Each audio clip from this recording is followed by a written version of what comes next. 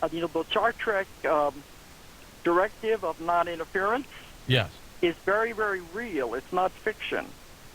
Once this was set up, give them free will, you cannot interfere in the development of a civilization. No matter what. No matter what, except there is one exception, and that's what I'll get into during the show. This is why they had to take action. But you cannot develop into the development of the species, you cannot interfere. So all they could do was watch and see what we were doing and shaking their heads. But I said, well, what about when you come and give them fire, you give them corn, the planting? Every time something was needed, someone would come and give it to the human race. Sure. I said, isn't that interference? They said, no, we give them to them one time as a gift. They see that as advancement, I would guess. Yes, advancement of the species. What you do with it is up to you. That's the free will. And often they said the way the human species is, you would turn it into a weapon or you would turn it into something it was not intended to be. And I said, couldn't you come back and say, you're not doing it right? They said, that's interference. So that's the difference between giving them something and then interfering. But now we have developed to the point they can't come and live among us anymore. Why not? Well, because, they would be noticed. They would be interfering in that way if somebody would know they were here. All right.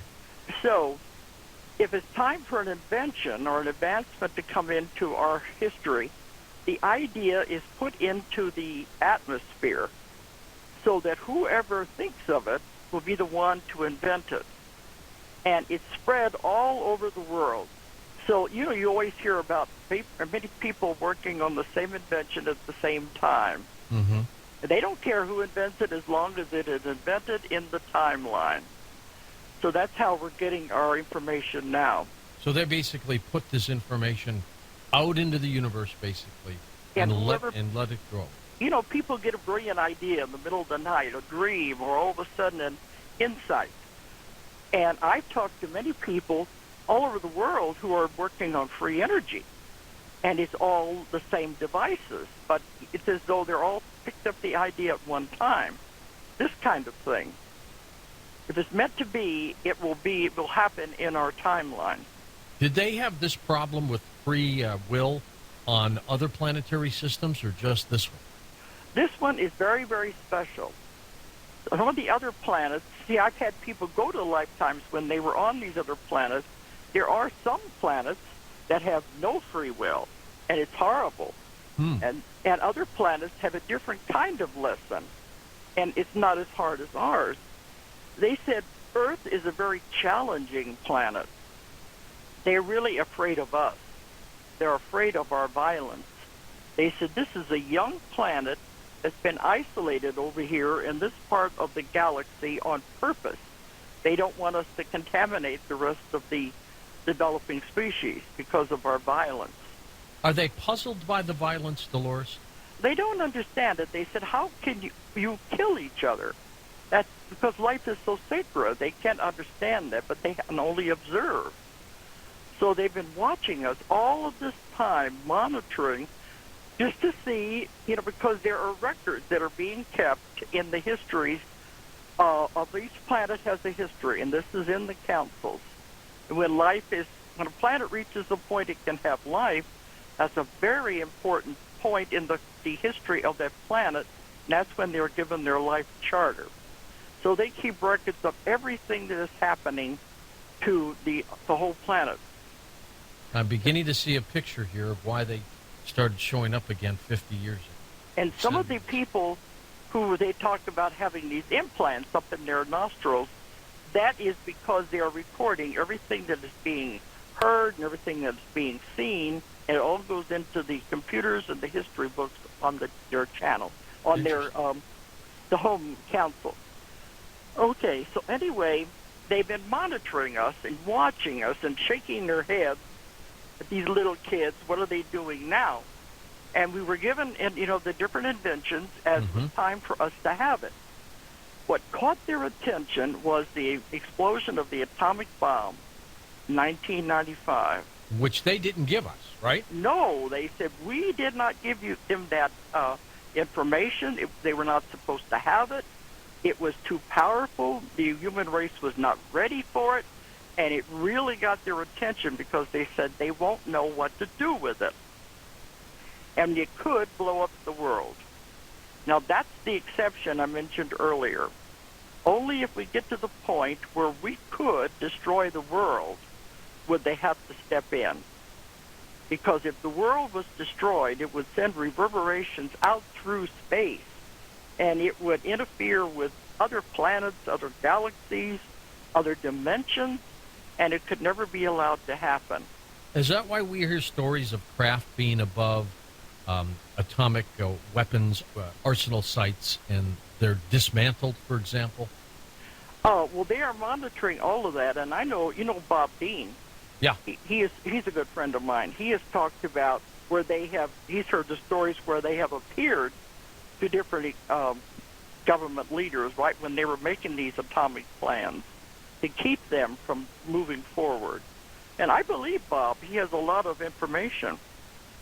Would they ever destroy us, Delores, in order to stop us? Now, like you said in the beginning, they said, let's let it evolve, let's let it happen. They had a chance to wipe us out. Would they do it this time? No, because they said life is too special. This is part of the collection of sperms and ova. They're stored in case the human race were to destroy itself, they could reproduce us. And there's another planet out there, they said, that we could move us to if we had to be. And we could develop on that planet all over again from scratch. But it's a planet that is a little different than Earth, but it has the same chemical composition in the gases in the air. But this is just in case, and they don't want us to go that far. The alien abduction phenomenon that we hear so much about, are they part of that? Definitely, but it has a definite reason. Okay, you can... Go ahead. Sorry, I'm talking over you. I don't mean to. Like I said, when the atomic bomb was dropped, that really got their attention, and they had to come down here, see what these kids are up to. What are they playing around with? And you remember at the end of the 1940s and the beginning of the 1950s is when they began the rash of the first UFO sightings. That's right. That's when it all began, because they had to come and see what was going on. As a matter of fact, 1947, Kenneth Arnold, 1947, Roswell. Yeah. It all started with just a year or two after the atomic bomb. Before that, you only heard of a few things, just isolated stories and things before that. It all began with the atomic bomb because they had to find out what we were up to, and was very important, not just for Earth, but for the galaxies and everything. So when they found out what we were doing, they became very concerned, because they said, these kids can't even handle their own affairs. Look at the war they just came through. Look at the things they're doing to each other, the violence. They can't even handle that. They'll never be able to handle an atomic power. So they were very concerned, what are we going to do to ourselves? So they went back to the council. I said, couldn't you just come in and say, stop it with the atomic power? They said, that's interference, and they are bound by that. So they came up with what I think is a brilliant plan that I don't think anyone else would have ever come up with but the ones who created us. Do we have time to tell it right now, or do you want to? We're coming up on a break in a minute, and I'm sure this is going to be a big part. I think it'd be a good holding point. But they went back to the council and discussed this. They said, all right, we cannot interfere from the outside. What if we do it a different way from the inside? I wonder who concocted that idea. The ones in the council. So this is what will bring me up to the 3 waves of volunteers. Okay, we'll talk about these 3 waves.